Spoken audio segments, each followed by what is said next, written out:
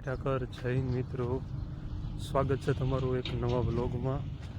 મસ્ત મજાની સવાર થઈ ગઈ છે અને પાછળ તમે વાતાવરણ જોઈ શકો છો। આવા ખુશનુમા વાતાવરણમાં વોકિંગ કરવાની મજા જ કંઈક અલગ છે। આજના આ વ્લોગમાં આપણે એ જાણીશું કે પાછલા 2 દિવસ વ્લોગ શૂટ કરતી વખતે મેં જે અનુભવ્યું છે તેની તમને થોડુંક સારાંશ આપું। તો ફર્સ્ટ ડેથી તો ડેલી રૂટીનમાં આપણે walking, exercise, meditation, book reading બધું જ કરતા જ હોય છે, પણ તેને કઈ રીતે તમારી સામે પ્રેઝન્ટ કરવું તેના વિશે વિચારતો હતો। પહેલા દિવસની વાત કરું તો પહેલા દિવસમાં તો મેં વોકિંગ, એક્સરસાઇઝ ને બધું તમને શો કર્યું, પણ બુક રીડિંગનું તમને શો કરવાનું મારાથી બાય મિસ્ટેક ભૂલાઈ ગયું હતું, પણ ઇટ્સ ઓકે। એક રૂટીનનો ભાગ જ બનાવી રહ્યો છું આ વ્લોગ શૂટિંગને, એટલે ડે બાય ડે એ પણ આવી જ જશે। અને વાત કરું સેકન્ડ ડેની, તો સેકન્ડ ડેની મોર્નિંગમાં ફર્સ્ટ વ્લોગ અપલોડ કર્યો ગઈકાલે।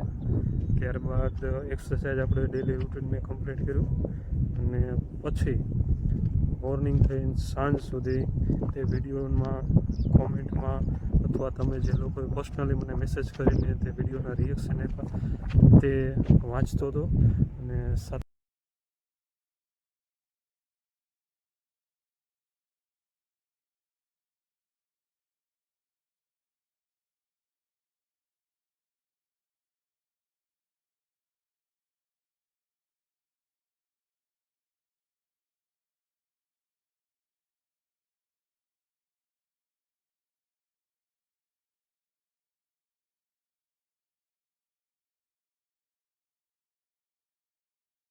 આજે બુક રીડિંગ કરતી વખતે એક સારી બાબત વાંચવા મળી કે ટીકા કરનાર ગણતરીમાં લેવાતા નથી, કે પછી એક મજબૂત માણસ કેવી રીતે ગોથું ખાઈ જાય છે એવી વાત કરનાર અથવા કામ કરનાર વ્યક્તિએ વધારે સારું કામ કેવી રીતે કર્યું હોત એવું કહેનારને પણ કોઈ ધ્યાનમાં લેતું નથી, પણ કદર એવી જ વ્યક્તિની થાય છે જે ખરેખર કામ કરે છે, જે ખરેખર પરસેવો પાડે છે, જે હિંમત કરે છે, પરાક્રમ કરે છે, જે ભૂલ પણ કરે છે, જે પીછે થવા છતાં, હારવા છતાં સતત પ્રયાસ ચાલુ રાખે છે, જે કામગીરી કરવા ખરેખર મક્કમ છે, જે ઉત્સાહિત છે, પૂરી નિષ્ઠા રાખે છે, જે મૂલ્યવાન હેતુ માટે પોતાની જાતને ખપાવી દે છે, તેમજ એ બધું કરવાના પ્રયાસ દરમિયાન કદાચ નિષ્ફળ જાય તો તે સ્થિતિમાં પણ ઉચ્ચ મૂલ્યો જાળવી રાખે છે, જેથી તેમના સ્થાને ટકી રહે છે। આ બાબત એવા લોકો કોઈ દિવસ નહીં સમજી શકે જેમણે કદી પ્રયાસ કર્યો